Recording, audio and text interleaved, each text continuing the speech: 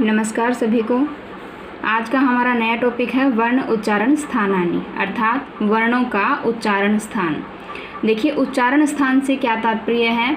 किसी वर्ण को हम मुख में किस स्थान से उच्चारण कर रहे हैं वो है उस वर्ण का उच्चारण स्थान। यानी किस स्थान से किसी वर्ण को हम बोलते हैं उस स्थान को उस वर्ण का उच्चारण स्थान कहते हैं।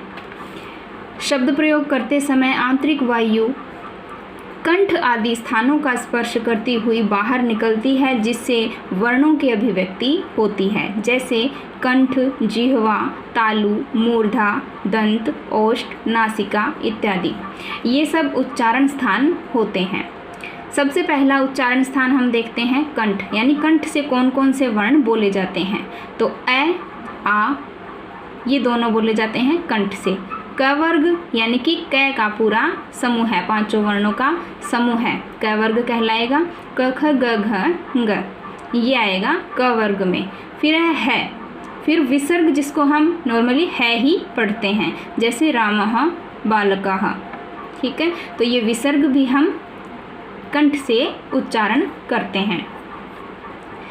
कंठ्य वर्ण क्यों कहते हैं इनको कंठ्य वर्ण? क्योंकि ये कंठ से उच्चारण किए जाते हैं, इसलिए इन वर्णों को कंठ्य वर्ण कहते हैं।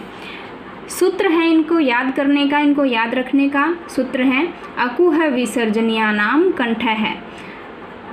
देखिए, ए यानी ए का छोटा रूप और बड़ा रूप। बड़ा रूप होता है आ, तो ए मतलब ए और आ।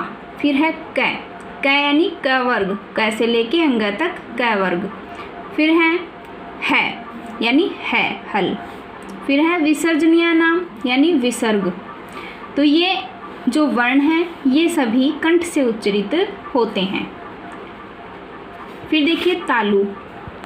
अब तालु से कौन कौन से वर्ण बोले जाते हैं? ई ये दोनों वर्ण तालु से बोले जाते हैं। च वर्ग यानी च छ ज झ य। फिर है य और श, ये तालव्य वर्ण कहलाते हैं क्योंकि ये तालु से बोले जाते हैं। सूत्र है इनका इचो यशानाम तालु है। ई यानी ई का छोटा रूप और बड़ा रूप ई। च यानी च वर्ग, ये श सर्जम वाला तालु है, तालव्य वर्ण। यानी इचु यशानाम तालु है। इस सूत्र से हमें इनको याद रखने में आसानी हो जाएगी। फिर है मूर्धा। री यानी छोटा री और बड़ा री, ये दोनों मूर्धा से बोले जाएंगे। ट वर्ग ट ठ ड ढ ण, ये है ट वर्ग मूर्धा से बोला जाने वाला। र मूर्धा से बोला जाएगा। षटकोण श, ये मूर्धा से बोला जाएगा। इनको याद रखने का सूत्र है ऋतु रसाणाम मूर्धा। री यानी छोटा और बड़ा री, ट यानी ट वर्ग, र यानी र, श यानी षटकोण श, ये मूर्धा से बोले जाते हैं इसलिए मूर्धन्य। तो ऋतु रसाणाम मूर्धा, ये होते हैं मूर्धा से बोले जाने वाले वर्ण। मूर्धा क्या है? तालु का जो आगे का भाग होता है वो मूर्धा कहलाता है, जो कोमल भाग होता है मूर्धा। आप ये वर्ण बोल करके देखिए, आपकी जो जिह्वा है वो कहाँ स्पर्श कर रही है, वही स्थान मूर्धा है। आगे देखिए दंत। दांत से बोले जाने वाले ली, त वर्ग, तथ द ध न, ल स, ये दंत्य वर्ण हैं क्योंकि दांत से बोले जाते हैं। सूत्र है इनको याद रखने का ऋतु लसानाम दंताः। ऋतु लसानाम दंताः। ली त वर्ग, ल स, ये सभी वर्ण दंत्य वर्ण हैं। फिर है ओष्ठ यानी होठ से बोले जाने वाले उ और ऊ, ये होठ से बोले जाते हैं।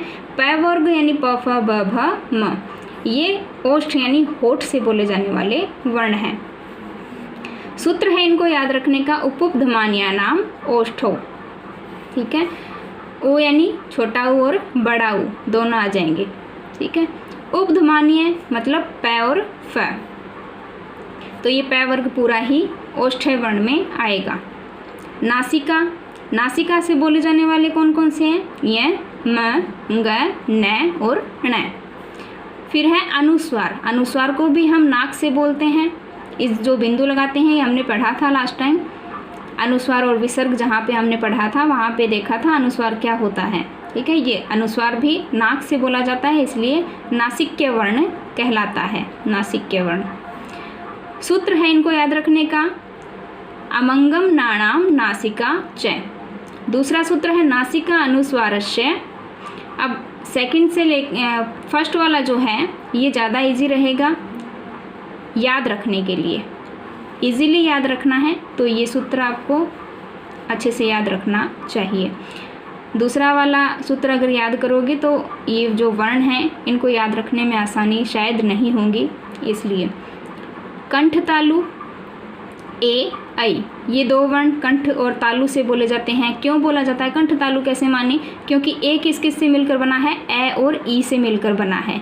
इसमें से ए तो कंठ से बोला जाता है और ई तालु से बोला जाता है, इसलिए ए को हम कंठ तालव्य वर्ण कहते हैं और ऐ को भी कंठ तालव्य वर्ण कहेंगे। सूत्र है इसका एदेतो कंठ तालु। फिर है कंठोष्ठ, यानी कंठ और होठ से मिलकर के बोला जाने वाला वर्ण ओ औ। क्यों, क्योंकि ओ किस किस से मिलकर बना है, ए और उ से। फिर है कंठोष्ठ है वर्ण औ, ए और ओ से मिलकर के ये बना है औ।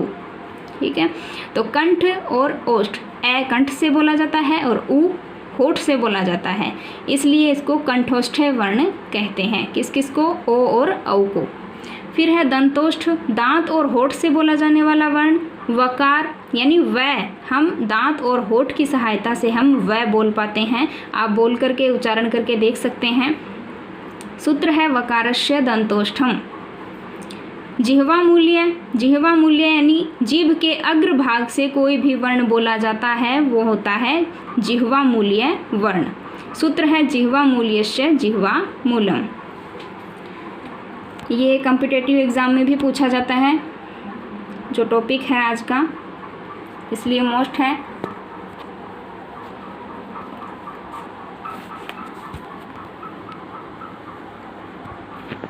धन्यवाद।